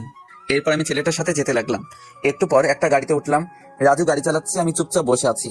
আমার শুধু ঐশীর কথা মনে পড়ছে। মেয়েটা এখন কি করছে কে জানে, ঠিক মতো খাওয়া দাওয়া করছে তো, এসব ভাবছি। আর তখন রাজু বলে উঠলো, ভাই নামেন, চলে আসছি। ও আচ্ছা। আমি নেমে পড়লাম, দেখি একটা বাসা। তারপর রাজু আবার বলে উঠলো, ভাই বাসা পছন্দ হয়েছে? আরে একা থাকবো তা আর পছন্দের কি, চলেন ভিতরে যাই। এরপর আমি রাজুর সাথে ভিতরে গেলাম। ভিতরে গিয়ে সব দেখতে লাগলাম। বাসাটা ভালো, সবকিছুই আছে। এরপর রাজু বলল, ভাই তাহলে আজকে যাচ্ছি। কিন্তু রান্না করার জন্য কে থাকবে? সরি ভাই, নিজে করতে হবে। আচ্ছা সমস্যা নেই, তাহলে যাচ্ছি। তাহলে আর এই দিন গাড়ি চাবি। আমার গাড়ি লাগবে না, অফিসের গাড়ি অফিসের থাক। তবুও ভাই, আমি অফিসের ম্যানেজার। আমার গাড়ি চালাতে ভালো লাগে না, তাছাড়া এই ভাঙা গাড়ি তো না। ও আচ্ছা। আমি বাইক কিনবো ভাবছি। আচ্ছা যাই তাহলে। এরপর রাজু চলে গেল। আমি ব্যাগ রেখে ফ্রেশ হয়ে নিলাম। তারপর রেডি হলাম বাইরে যাওয়ার জন্য। আর সন্ধ্যা হয়ে গেছে, তাই ভাবলাম রাতের খাবার খেয়ে আসি। আমি রেডি হয়ে হাঁটতে হাঁটতে কাছাকাছি একটা বাজারে আসলাম। বাজারে এসে নতুন সিম নিলাম। তারপর একটা হোটেল থেকে এক প্যাকেট বিরিয়ানি নিয়ে বাসার উদ্দেশ্যে রওনা দিলাম। হেঁটে হেঁটে যাচ্ছি, কারণ সন্ধ্যার প্রকৃতি খুব সুন্দর। তাও আবার রাঙামাটি, চারদিকে সবুজ আর সবুজ, আর ছোট আঁকাবাঁকা রাস্তা। হেঁটে যেতে ভালোই লাগছে। আমি আসার সময় সিমটা ফোনে ধরলাম আর ফেসবুক ডিঅ্যাক্টিভেট করে দিলাম। আর গ্যালারি চেক করে দেখি ঐশীর একটা পিক রয়েছে। আমি তো সব পিক বাসে ডিলিট করছিলাম, হয়তো এটা ভুল করে রয়ে গেছে। আমি পিকটার দিকে তাকিয়ে হাঁটতে লাগলাম। পিকটা দেখে ওইসব ঘটনা মনে পড়ে গেল আর পিকটা ডিলিট করে দিলাম। আর বলতে লাগলাম, পাগলি রে, একদিন পাগলের মতো খুঁজবি, তখন বুঝতে পারবি কি ছিলাম তোর জীবনে। কিন্তু সেদিন আমার এই ভালোবাসাটা নাও থাকতে পারে। এইসব ভাবতে ভাবতে বাসায় চলে আসলাম। বাসায় এসে ফ্রেশ হয়ে খাবার খেয়ে নিলাম। খাবার খাওয়ার সময় ঐশীর কথা মনে হচ্ছে, কারণ ঐশী যে আমাকে খাইয়ে দিত। তবুও কষ্ট করে খেয়ে শুয়ে পড়লাম। শরীর ক্লান্ত থাকায় চোখ বন্ধ করতেই ঘুমিয়ে পড়লাম। সকালবেলা ঘুম থেকে উঠে ফ্রেশ হয়ে রেডি হয়ে নিলাম। তারপর অফিসে যেতে লাগলাম। রাস্তায় তেমন গাড়ি নেই। আমি হেঁটে হেঁটে যাচ্ছি। কিছুক্ষণ হাঁটার পর দেখি একটা অটো আসছে। আমি অটোতে উঠে পড়লাম। তারপর অফিসে চলে আসলাম। অফিসে আসতেই সবাই আমাকে অভিনন্দন জানালো। আমি সবার সাথে কুশল বিনিময় শেষে কেবিনে গেলাম। কেবিনে গিয়ে বসতেই রাজু আসলো আর বলল, স্যার আসবো? আসো। আর আমাকে ভাইয়া রাখবে। ভাই এই যে ফাইল, একটু দেখেন। আর শোনো, অফিস শেষ হলে দেখা করবে। আচ্ছা ভাই। এরপর রাজু চলে গেল। আমি ফাইল দেখতে লাগলাম আর তখনই একটা মেয়ে আসলো। স্যার আসতে পারি? আসুন। মেয়েটি এসে আমার কাছে ফাইল দিল। আমি মেয়েটির দিকে তাকালাম, দেখলাম মেয়েটা প্রেগনেন্ট আর বয়স প্রায় আমার সমান হবে। আরে আপনি এই অবস্থায় অফিসে কেন? ছুটি নিলেও পারতেন। সমস্যা নেই স্যার। আপনার নাম কি? জি যারা। ও আচ্ছা, আপনাকে ছুটি দিয়ে দিলাম। আজ আপনি বাসায় চলে যান।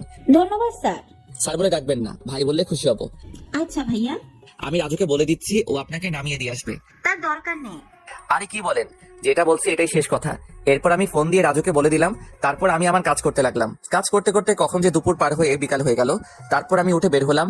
আর তখন রাজু বলল, ভাই অফিস তো শেষ, আপনি বলছিলেন দেখা করতে। একটা বাইক কিনবো, চলো ব্যাংকে যাই। এরপর রাজুকে নিয়ে ব্যাংকে গেলাম। আমার কিছু জমানো টাকা ছিল, আমি টাকাগুলো তুলে নতুন বাইক কিনলাম। বাইকটা বাংলাদেশে নতুন আসছে। এটা এত বছরের সঞ্চয় দিয়ে কিনলাম।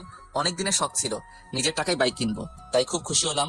আমাকে খুশি দেখে রাজু বলল, সত্যি ভাই, নিজের টাকার বাইক কিনলে ফিলিংসটা অন্যরকম লাগে। এরপর রাজুকে বিদায় দিয়ে আমি রাতের খাবার বাহির থেকে খেয়ে বাসায় চলে আসলাম। এভাবে বেশ কিছুদিন চলে গেল। এখন আর ঐশীর কথা মনে হয় না, কারণ অফিসের সবার সাথে বন্ধু হিসেবে কথা বলি আর আড্ডা দিই। কিন্তু একদিন আমি অফিসের শেষ করে রাতে বাসার দিকে যাচ্ছি। নীরব রাস্তা, তেমন কোনো মানুষজন নেই। আমি হেডফোন কানে দিয়ে আনমনে বাইক চালাচ্ছি। হঠাৎ রাস্তার পাশ থেকে একটা মেয়ের চিৎকার আসছে। আমি বাইকটা ব্রেক করলাম আর সামনে গেলাম, আর গিয়ে দেখি অফিসের সেই মেয়ে যারা প্রসব বেদনায় চিৎকার করছে। তাই আমি তখন বললাম, আপনি এখানে? আপনার হাজবেন্ড কই? ভাই আমাকে হাসপাতালে নিয়ে যাবেন, আমি পারছি না। আমি রাস্তায় গাড়ি পাচ্ছি না, কিন্তু কি করব কিছু বুঝতে পারছি না। কিন্তু বেশি দেরি হলে অনেক ক্ষতি হয়ে যাবে, তাই আমার বাইকটা কাছে আনলাম। তারপর যারাকে আমার বাইকের সামনে উঠালাম আর ঝাপটে ধরে বাইক চালাতে লাগলাম। আর হাসপাতালে এসে আমি কোলে তুলে নিয়ে ভিতরে গেলাম। ভিতরে গিয়ে চিৎকার দিয়ে ডাক্তারকে ডাকতে লাগলাম। একটু পর ডাক্তার বেরিয়ে আসলো আর আমার কোলে যারার এই অবস্থা দেখে নার্সকে অপারেশন থিয়েটারে নিয়ে যেতে বললো। তারপর নার্স ট্রলি করে ওটিতে নিয়ে গেল। আমি বাইরে বসে অপেক্ষা করছি, আর তখন নার্স এসে বলল, আপনি হাসপাতালের ফর্মালিটি গুলো কমপ্লিট করে আসুন। এরপর আমি হাসপাতালের সমস্ত কিছু কমপ্লিট করলাম। তারপরে এসে অপেক্ষা করতে লাগলাম। আর বেশ কিছুক্ষণ অপেক্ষা করার পর ওটি থেকে ডাক্তার বেরিয়ে আসলো আর আমি কাছে গেলাম। আপনি একটু আমার সাথে আসুন। এরপর ডাক্তার আমাকে ওটির ভিতরে নিয়ে গেল। আর তখন যারা মেয়েটি আমাকে দেখে অক্সিজেন মাস্ক খুলে আমাকে বলতে লাগলো, ভাই আমার সময় শেষ হয়ে গেছে, আমি মনে হয় বাঁচবো না। আপনি আমার মেয়েটাকে দেখবেন। আপনার হাজবেন্ড? সে অন্য একজনকে নিয়ে বিদেশে চলে গেছে, আমায় কথা দিন। এই বলে আমার কোলে ছোট মেয়েটিকে দিল আর আমি কোলে নিলাম। কথা দিলাম আমি মেয়েটিকে আমার পরিচয় মানুষ করব। এই কথা বলতেই মেয়েটি মারা গেল। আমি কান্না করে দিলাম। মেয়েটা আমাকে প্রথমবার দেখে এতটা বিশ্বাস করেছিল। তারপর ডাক্তার এসে আমাকে সান্ত্বনা দিতে লাগলো আর বলতে লাগলো, সত্যি ভাই, আপনি মহান না হলে একজনের বাচ্চা আপনি পরিচয় দিয়ে মানুষ করবেন। আজকে থেকে এই মেয়েটি আমার সন্তান। ডাক্তার আমাকে কান্না করতে করতে জড়িয়ে ধরলো আর বলতে লাগলো, ভাই আপনি মানুষ না, আপনি ফেরেশতা। আমিও ডাক্তারকে জড়িয়ে ধরলাম। তারপর সমস্ত কাজ শেষ করে আমি বাচ্চা মেয়েকে নিয়ে রাত 3টার দিকে বাসায় আসলাম। হাসপাতাল থেকে সবকিছু নিয়ে আসছি, বাবুর ফিডার, দুধ সবকিছু। আমি বাসায় এসে বাচ্চাকে শুয়ে দিয়ে ফ্রেশ হতে চলে গেলাম। আর ওয়াশরুম থেকে শুনতে পেলাম কান্না করছে। আমি তাড়াতাড়ি করে ফ্রেশ হয়ে চলে আসলাম আর বাবুর খাবার রেডি করে খাওয়াতে লাগলাম। আমি যদিও আগে কখনো বাচ্চাকে খাওয়াইনি, কিন্তু ওই যে মানুষ বলে না, পরিস্থিতি সব শিখিয়ে দিয়ে যায়। আমি বাচ্চার পাশে শুয়ে খাওয়াতে লাগলাম, ফিডার দিয়ে। মনে মনে ভাবতে লাগলাম কি নাম রাখা যায়। আর তখনই মাথায় আসলো একটা নাম। রেখে দিলাম তানিশা। 3 বছর পর সকালবেলা ঘুম ভাঙলো তানিশার ডাকে। বাবাই, ও বাবাই, ওঠো না, আম্মু কি হয়েছে? খুব খিদে পেয়েছে। আমি তাড়াতাড়ি করে উঠে রান্নাঘরে গেলাম আর রান্না করতে শুরু করলাম। কিছুক্ষণের মধ্যে রুটি আর ডিম ভাজি করে টেবিলে আনলাম আর বললাম, আম্মু কই তুমি? বাবাই। তানিশা আসলো আর চেয়ারে বসে পড়লো। আমি চেয়ারে বসে মেয়েকে খাইয়ে দিতে লাগলাম। মেয়ে আমাকে বলল, বাবাই তুমি খাবা না? না মা, আমি এখনো ফ্রেশ হইনি যে। তাহলে ফ্রেশ হয়ে এসো, তারপর দুজনে একসাথে খাবো। না আম্মু, তুমি খাও। যাও বলছি বাবাই। আমি মেয়ের রাগ দেখে ফ্রেশ হয়ে আসলাম। তারপর দুজনে একসাথে গল্প করতে করতে খাবার খেয়ে নিলাম। তখন তানিশা বলল, বাবাই আমি ডাক্তার আঙ্কেলের কাছে যাব। আচ্ছা চলো তাহলে। এরপর আমি রেডি হয়ে নিলাম, মেয়েকে রেডি করিয়ে বাইক নিয়ে বের হলাম। তারপর হাসপাতালের দিকে যেতে লাগলাম। রাস্তায় বাবা মেয়ে কথা বলতে বলতে আসলাম। আমি এসে বাইক রেখে ভিতরে গেলাম। আমার আগে তানিশা দৌড়ে চলে গেল। তানিশা যেতেই রাকিব বলল, আরে তানিশা আম্মু যে। এই বলে রাকিব তানিশাকে চেয়ার থেকে উঠে এসে কোলে তুলে নিল। আর তখন পাশে বসে থাকা নতুন মেয়ে ডাক্তার বলল, স্যার এটা কি আপনার মেয়ে? না, শাহরিয়ার সাহেবের। কথাটা শুনে পাশে থাকা মেয়েটা অবাক হয়ে গেল আর নিশ্চুপ হয়ে গেল। এদিকে আমি রাকিবের কেবিনে গেলাম। কেবিনে গিয়ে দেখি রাকিবের কোলে তানিশা বসে আছে। রাকিব আমি লাঞ্চে এসে নিয়ে যাব। আমার কণ্ঠ শুনে পাশে থাকা মেয়েটি আমার দিকে তাকালো। আমি তাকাতেই আমি অবাক, কারণ এটা আর কেউ না, হ্যাঁ এটাই ঐশী। ঐশী আমাকে দেখেই পায়ে ধরে ফেললো আর বলতে লাগলো, আমি তোমার পায়ে ধরি, আমাকে মাফ করে দাও। আরে কে আপনি? আমার পা ছাড়ুন। কিন্তু ঐশী পা ছাড়ছে না। আমি জোর করে ছাড়িয়ে চলে আসলাম আমার বাইকে। ঐশী এসেছিল, কিন্তু আমি জোরে বাইক স্টার্ট দিয়ে অফিসে চলে আসলাম।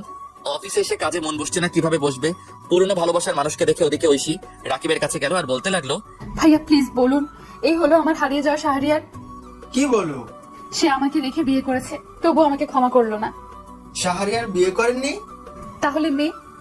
দাঁড়াও বলছি, আগে তানিশাকে ওদিকে পাঠাও। এরপর রাকিব তানিশাকে অন্য একটা নার্সের সাথে খেলতে পাঠালো। হাসপাতালে সবাই তানিশাকে চিনে আদর করে। বাসার পাশে হাসপাতাল হওয়ার কারণে কোনো সমস্যা হয় না। এরপর রাকিব ঐশীকে সবকিছু বলতে লাগলো। সব শুনে ঐশী চুপ করে রইল। ঐশী কোনো কথা বলছে না। তখন আবার রাকিব বলল, উনার মতো লোক বন্ধু হিসাবে পেয়েছি, এটাই অনেক। ওর বাসার ঠিকানা দেন। এরপর রাকিব আমার বাসার ঠিকানা দিয়ে দিল। এদিকে আমি চেয়ারে হেলান দিয়ে ঐশীর কথা ভাবছি। আমি কি আজও ঐশীকে খুব ভালোবাসি? নিজেকে নিজে প্রশ্ন করলাম। তখনই দরজার কাছ থেকে কেউ বলে উঠলো, আসতে পারি স্যার? আমি না দেখে বললাম, আসুন। আমি তাকিয়ে তো অবাক, কারণ এটা কেউ না, এটা রাফা। দোস্ত তুই কেমনে সম্ভব? তোর জন্য আমাকে রাঙামাটি আসতে হলো। তারপর বল কেমন আছিস? ভালো, তুই? আলহামদুলিল্লাহ ভালো। এবার বল কি খাবি? এখন তোর মাথা, বাকিটা পরে দেখা যাবে। গুড। কতদিন আড্ডা হয় না। ঐশীর সাথে দেখা হয়েছে। আমি প্রশ্নটা শুনে চুপ করে রইলাম। আমাকে চুপ থাকতে দেখে আবার বলল, তোর সাথে গুরুত্বপূর্ণ কথা আছে। বল। তুই ঐশীকে মেনে নে। কি? এটা তুই কি বলছিস? আমি বলছি, কারণটা জানলে তুই কান্না করবি। বল তাহলে শুনি। তুই চলে আসার পর ঐশীর মানসিক অবস্থা খুব খারাপ হয়, দিনের পর দিন না খেয়ে দিন কাটাতো। কি বলিস? তারপর আমি একদিন বাসায় গিয়ে দেখি ফ্লোরে পড়ে আছে। তারপর আমি নিয়ে হাসপাতালে যাই। হাসপাতালে ডাক্তার বলে মানসিক অবস্থা খুব খারাপ, সুস্থ হতে 6 মাস লাগবে। 6 মাস ধরে চিকিৎসা চলছিল, কিন্তু সবসময় শুধু তোর আমি তাকে আমার সাথে রাখি। আমি তো একটা মেয়ে, আমি বুঝতে পারি সত্যি এখন মেয়েটা তোকে অনেক ভালোবাসে। আমি নিজে চোখে দেখছি তোর জন্য প্রতিটা রাত কান্না করতো। প্লিজ মেয়েটাকে আর কষ্ট দিস না। এখন আমার খুব খিদে পেয়েছে, খাবো। ওয়েট, আমি রাজুকে ফোন করে বলে দিলাম খাবার আনার জন্য। একটু পর রাজু খাবার নিয়ে আসলো আর খাবার দিয়ে চলে গেল। আমি আর রাফা মিলে খাবার খেয়ে নিলাম। তারপর বললাম চল বাসায় যাই। পাগল নাকি? একটু পর আমার ফ্লাইট। মানে কি বলিস? তোর ভাতিজা হয়েছে, তাই তার জন্য যেতে হবে আজকেই। তাই নাকি? দোস্ত আমি যাই রে, আর ভাবিকে নিয়ে আসিস। তোর মেয়েকে দেখতে পাইলাম না। তুই সব জানিস। তোর মতো বন্ধু সবার কপালে থাকে না। তুই সত্যিই ভালো মানুষ। দোস্ত আমি চাচ্ছি আমার শহরে যাব। মা বাবা কেমন আছে? গুড। এরপর রাফার সাথে আরো অনেক বিষয় নিয়ে কথা বললাম। তারপর রাফাকে এগিয়ে দিয়ে আসলাম। এভাবে দুপুর হয়ে গেল। আমি দুপুরে বের হলাম আর সোজা চলে আসলাম হাসপাতালে, কারণ মেয়েকে নিয়ে যেতে হবে। তাই আমি এসে রাকিবের কেবিনে গেলাম। কেবিনে গিয়ে দেখি ফোনে কথা বলছে। আমাকে দেখে ফোনটা রেখে দিয়েছে। আমি বললাম তানিশাকে ডাক দে, বাসায় যাব। বাসায় চলে গেছে। কি বলিস? কার সাথে? বাসায় গিয়ে দেখতে পারবি। আচ্ছা যাচ্ছি তাহলে। এই বলে যেতে লাগলাম। দরজার কাছে আসতেই রাকিব পিছন থেকে বলে উঠলো, এবার আরেকটা তানিশা চাই। এই বলে হেসে দিল। আমি বুঝতে পারছি রাকিব কি বলছে। আমি বাইক নিয়ে বাজারে আসলাম। বাজারে এসে তানিশার জন্য কিছু কিনে বাসায় চলে আসলাম। বাসায় এসে কলিং বেল দিলাম আর একটু পর কেউ দরজা খুলে দিল। আমি দেখি ঐশী আমাকে দরজা খুলে দিয়ে মাথা নিচু করে দাঁড়িয়ে আছে। আমি চুপ করে ফ্রেশ হতে চলে গেলাম। ফ্রেশ হয়ে এসে দেখি তানিশা ঘুমাচ্ছে। আমি খাবার খাওয়ার জন্য টেবিলে গেলাম। টেবিলে গিয়ে দেখি ঐশী খাবার নিয়ে বসে আছে। আমি টেবিলে বসলাম আর সাথে সাথে ঐশী আমাকে খাবার দিল। আমি খাবার খেতে লাগলাম। ঐশীর দিকে না তাকিয়ে আমি খাবার খেয়ে চলে আসতে লাগলাম আর পিছনে ফিরে বললাম খাবার খেয়ে নেবেন। কথাটা শুনে ঐশী খুব খুশি হলো আর খেয়ে নিল। আমি এসে ফোন টিপছি। আমি আমার পুরোনো আইডি লগ ইন দিলাম আর লগ ইন করতে দেখি অনেক মেসেজ। আমি জিহাদের আইডিতে মেসেজ দিলাম আর লিখলাম, দোস্ত এটা আমার নাম্বার আর 2 দিন পর আমি ফিরছি। এটা বলে আরো কিছুক্ষণ ফেসবুক চালিয়ে ঘুমিয়ে পড়লাম। যখন ঘুম ভাঙলো তখন দেখি তানিশা আর ঐশী বসে বসে হাসাহাসি করছে। আমাকে উঠতে দেখে তানিশা বলল, বাবা জানো মা আমাকে অনেক আদর করে। তাই? আমি বুঝি আদর করি না? করে। আমি মাকে কোথাও যেতে দিব না। আচ্ছা খাবার খেয়েছো? মা খাইয়ে দিয়েছে। আমি মার সাথে খেলা করেছি। গুড। আমি তাকিয়ে দেখি সন্ধ্যা হয়ে গেছে। তাই ভাবলাম বাহির থেকে হেঁটে আসি। যেই ভাবা সেই কাজ। আর আশেপাশে কয়েকটি বন্ধু হয়েছে, তাই ভাবলাম আড্ডা দিয়ে আসি। আমি রেডি হয়ে নিলাম। তারপর বের হলাম। বাইক নিলাম না, হেঁটে হেঁটে আড্ডা দিতে গেলাম। আড্ডা দিয়ে রাত 11টায় বাসায় ফিরলাম। বাসায় ফিরে দেখি ঐশী খাবার টেবিলে বসে আছে। আমি যেতেই বলল, এতক্ষণ কই ছিলাম? রাত কয়টা বাজে? বাহিরে আড্ডা দিলাম। আমি কখন থেকে বসে আছি? সরি। ঐশী এরপর খাবার খাইয়ে দিতে লাগলো। আমি না করলাম না। খাবার খেয়ে রুমে এসে শুয়ে পড়লাম। একটু পর ঐশী আসলো আর সোজা আমার বুকে আসলো। হচ্ছে কি? কেন বুঝতে পারো না? আমি প্রস্তুত না। আমাকে ক্ষমা করা যায় না? ক্ষমা অনেক আগে করেছি। তাহলে কাছে নিতে সমস্যা কি? ভালো লাগছে না। আমি মানবো না। মেয়ে আছে। আমি সানিকে শুধু বন্ধু ভাবতাম আর আমার দেহ শুধু তোমার। আমি ঠাস করে চট দিলাম আর সরিয়ে দিলাম। ঐশী নিচে পড়ে গেল আর তখনই পাশে একটা ফল কাটার ছুরি ছিল, ওটা দিয়ে হাত কেটে ফেললো। আমি সাথে সাথে উঠে পড়লাম আর গালে থাপ্পড় মারলাম। কিসের এত পাগলামি তোমার? তোমার পিচ্ছি বউয়ের অধিকার দাও। আমি তাড়াতাড়ি করে হাত ব্যান্ডেজ করে দিলাম আর বিছানায় শুয়ে দিলাম। ঐশীর উপর এত রাগ হচ্ছে, হাত কেন কাটবে? ইচ্ছে করছে আরো কয়েকটা চট দেই। দাও, তবুও তো তোমার ভালোবাসা পেলাম। উফ কি যে করি। ঐশী তখন আমাকে ধাক্কা দিয়ে ফেলে পাগলের মতো চুমু দিতে লাগলো। আমি প্রথমে বাধা দিলাম কিন্তু শুনলো না। একসময় আমিও নিজেকে কন্ট্রোল করতে পারলাম না। হারিয়ে গেলাম ভালোবাসার রাজ্যে। ফজরের সময় ঐশী ডাকে ঘুম ভাঙলো। এই উঠো, গোসল করো যাও। আরে ঘুমাতে দাও। পরে মেয়ে উঠে পড়বে। উফ আর একটু। না এবার উঠো তো, সারা রাত অনেক হয়েছে। এই বলে ঐশী উঠে ফ্রেশ হতে চলে গেল। ঐশী ফ্রেশ হয়ে নামাজে দাঁড়ালো। আমিও গোসল করে নিলাম। তারপর নামাজ আদায় করে আবার ঘুমিয়ে পড়লাম। ঘুম ভাঙলো তানিশার ডাকে। বাবাই ও বাবাই উঠো, 11টা বাজে। আমি উঠে পড়লাম। তারপর ফ্রেশ হলাম। ফ্রেশ হয়ে রান্নাঘরে গিয়ে দেখি ঐশী কাজ করছে। দেখি ঐশী অনেক খুশি। আমি কাছে গিয়ে জিজ্ঞেস করলাম, আজ এত খুশি? অধিকার পেয়ে গেছি রাতে। মুচকি হাসি দিলাম। আজকে আবার বাসায় যাবো। সত্যি? রেডি হও। আমি তানিশার কাছে আসলাম। এসে বললাম, আম্মু আজকে তোমার দাদার বাসায় যাবো। ও তাই? আচ্ছা আমি রেডি হচ্ছি। তোমার আম্মুর কাছে যাও। ওকে বাবাই। এরপর তানিশা ঐশীর কাছে চলে গেল। আমিও ব্যাগ গুছিয়ে নিলাম। তারপর অনলাইনে টিকিট কাটলাম। বিকেল বেলা সবাইকে নিয়ে বের হলাম। যথাক্রমে সবকিছু শেষে চলে আসলাম নিজের শহরে, যে শহর একদিন রাতের অন্ধকারে ঐশীর হাত ধরে ছেড়েছিলাম। তারপর গাড়ি দিয়ে আমাদের বাসার উদ্দেশ্যে রওনা দিলাম। এই কয়েক বছরে চারদিকে অনেক পরিবর্তন হয়ে গেছে। বাসায় যেতে যেতে রাত 8টা বেজে গেল। আমি গিয়ে কলিং বেল দিলাম। বেশ কিছুক্ষণ পর মা এসে দরজা খুলে দিল। তারপরে মা আমাকে দেখে জড়িয়ে ধরলো, আমিও মাকে জড়িয়ে ধরলাম। তুই আমাদের একবার বলতি, তোর জন্য আমরা কি না করতাম। মাফ করে দাও মা। পাশে কে? তোমার বৌমা আর নাতি। মা গিয়ে ঐশী আর তানিশার সাথে কথা বলতে লাগলো। আমি ভিতরে আসলাম। এসে দেখি বাবা, ভাইয়া, ভাবি আর একটা বাচ্চা ছেলে বসে আছে। আমাকে দেখে সবাই অবাক। তারপর আর কি, সবাই আমাকে ইচ্ছে মতো বকা দিতে লাগলো। অবশ্য মায়ের কথা মেনে নিয়েছে। এখন আমরা খুব সুখী, নেই আর কোনো কষ্ট দুঃখ। তারপর আমি আমার রুমে গেলাম। রুমটা আগের মতোই আছে। আমি গিয়ে ফ্রেশ হয়ে নিলাম। তারপর শুয়ে পড়লাম। শরীর ক্লান্ত থাকে, কখন যে ঘুমিয়ে পড়লাম বুঝতে পারলাম না। ঘুম ভাঙলো ঐশী জড়িয়ে ধরাতে। আমি তাকিয়ে দেখে ঐশী আমার বুকে। ঘুম ভাঙলো তাহলে? কয়টা বাজে? রাত 2টা। কি? আমি তো খাবার খাইনি, খুব খিদে পেয়েছে। এই জন্যই তো খাবার রুমে নিয়ে আসছিলাম। তানিশা কই? তার দাদুর সাথে ঘুমিয়েছে। ও, এরপর আমি ফ্রেশ হয়ে আসলাম। তারপর ঐশী আমাকে খাইয়ে দিল, আমি ঐশীকে খাইয়ে দিলাম। খাবার শেষ করে লাইট বন্ধ করে বারান্দায় আসলাম। এসে চাঁদ দেখতে লাগলাম। ঐশীকে পিছন থেকে জড়িয়ে ধরে তখন ঐশী বলল, এই দিনটার জন্য অপেক্ষা করছিলাম। তাই? তবে বিয়ে হয়েছে অনেক আগে। এতদিনে 4-5টা পোলাপান থাকার কথা, কিন্তু এখনো কিছুই হলো না। তাহলে হবে নাকি আজকে? আজকে সম্ভব না। কেন কেন? বুঝতে পারো না কেন? আমি তো আপনার মতো ডাক্তার নই। থাক, বুঝতে হবে না। কখন থেকে? দুপুর থেকে। বলনি কেন? রাস্তায় কি করে বলি? আছে না, আনতে হবে। সকাল পর্যন্ত চলবে। আচ্ছা, সকালে এনে দিব। পেট ব্যথা করছে। চলো রুমে। আমি কোলে করে নিয়ে রুমে আসলাম। এসে শুয়ে দিলাম। তারপর পেটে হাত দিলাম। পেটে হাত দিতেই ঐশী কেঁপে উঠলো। আমি বললাম, ঘুমিয়ে পড়ো। জড়িয়ে ধরো। আমি শক্ত করে জড়িয়ে ধরলাম। তারপর দুজনে ঘুমিয়ে পড়লাম। এভাবে চলতে লাগলো আমাদের মিষ্টি সংসার। হাই বন্ধুরা, গল্পটা কেমন লাগলো অবশ্যই কমেন্ট করে জানাবেন।